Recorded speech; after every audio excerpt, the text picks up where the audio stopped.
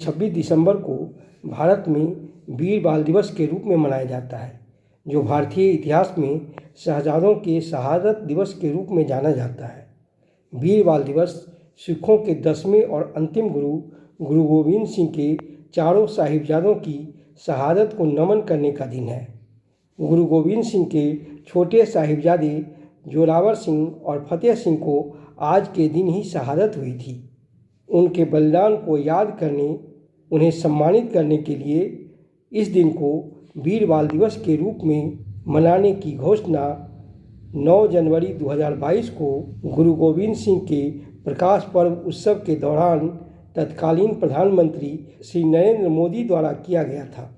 तब से हर साल भारत के इन नन्हे वीर सपूतों को श्रद्धांजलि अर्पित करने के लिए, उनके बलिदान को, उनके बहादुरी को सम्मानित करने के लिए इस दिन को बाल दिवस के रूप में याद किया जाता है।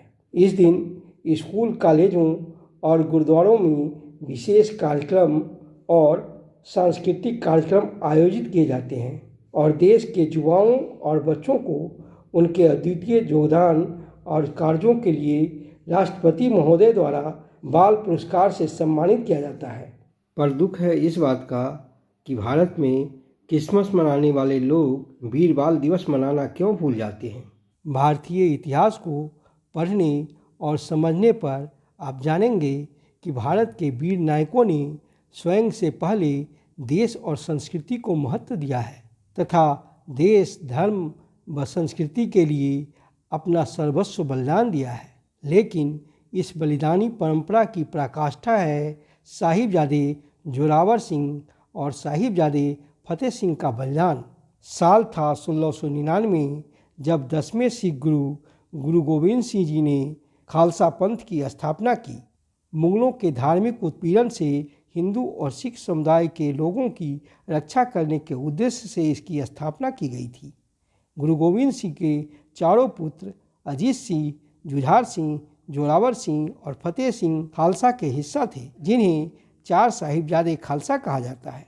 साल 1705 में गुरु गोविंद सिंह और मुगलों के बीच भयंकर युद्ध चल रहे थे। युद्ध में गुरु गोविंद सिंह के नेतृत्व में सिखों ने मुगलों का संहार कर आनंदपुर साहिब किले पर विजय प्राप्त कर ली। तब औरंगजेब ने गुरु गोविंद सिंह को एक पत्र भेजा कि आप आनंदपुर का किला खाली कर दें तो मैं आपको बिना रोक टोक यहाँ से जाने दूंगा। गुरु साहब को अंग्रेज पर विश्वास तो नहीं था, परंतु वे शांति के पक्षधर थे, अकारण खून खराबे के विरुद्ध थे। उन्हें हस्तिनापुर के शांति दूत भगवान श्री कृष्ण के कहे वो शब्द याद थे। कृष्ण ने उस दिन कहा था कि शांति कोई प्रस्ताव नहीं है जिस पर वाद विवाद किया जाए, विचार किया जाए।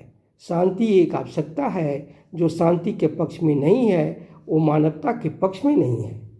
पूछा था उस दिन कृष्ण ने, चलेगी यह जहर की क्रांति कब तक, रहेगी शक्ति वंचित शांति कब तक, मनुज मनुजत्व से कब तक लड़ेगा, अनल वीरत्व से कब तक झड़ेगा। गुरु जी ने औरंगजेब की बात मान ली ताकि भारत की माटी अब और ज़्यादा खून से लाल न हो। गुरु जी अपने परिवार और सेना के साथ आनंदपुर साहिब छोड़कर चल दिए।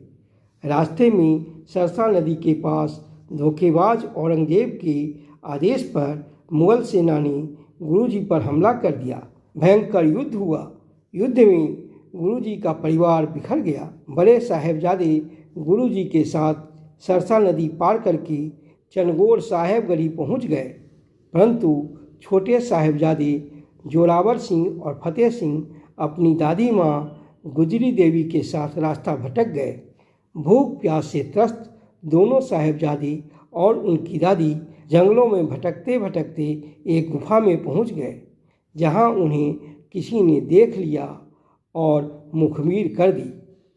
मुगल सैनिकों ने उन्हें गिरफ्तार कर लिया और औरंगजेब के आदेश पर उन्हें सरहिंद ले गया, जहां सरहिंद के नवाज वजीर खान ने उन पर काफ़ी अत्याचार किया तथा उनके सामने धर्म परिवर्तन करने का वही शर्त रखा जो उनके दादा गुरु तेग बहादुर के समक्ष रखा गया था।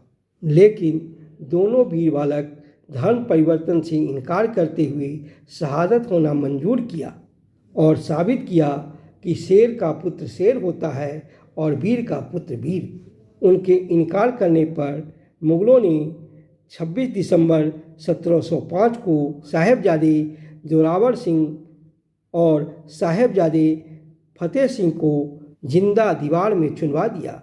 शहादत के समय जोरावर सिंह का उम्र 9 वर्ष और फतेह सिंह का उम्र 6 वर्ष था। इस समय तक गुरुजी के दोनों बड़े पुत्र मुगलों के खिलाफ लड़ाई में शहीद हो चुके थे। शहीदों के इतिहास में सबसे कम उम्र में शहीद होने का यह शायद पहला और अंतिम उदाहरण होगा। विश्व में इतने कम उम्र में अप्रतिम साहस और बलिदान का ऐसा श्रेष्ठ उदाहरण बिरले ही मिलेंगे। इन नन्हे साहबजादों ने अपने धर्म के लिए, अपने संस्कृति के लिए, अपने देश के लिए सर्वस्व बलिदान कर अदम्य साहस का परिचय दिया है। इसलिए वीर बाल दिवस को धर्म के लिए निष्ठा, देश, धर्म और संस्कृति की रक्षा के लिए सर्वस्व न्यौछावर करने के लिए प्रेरित करता है तथा एकजुट होने का संदेश देता है। यानी यह दिन हमें याद दिलाता है कि बटोगे तो कटोगे, एक रहोगे तो सेफ रहोगे। जय हिंद, जय भारत।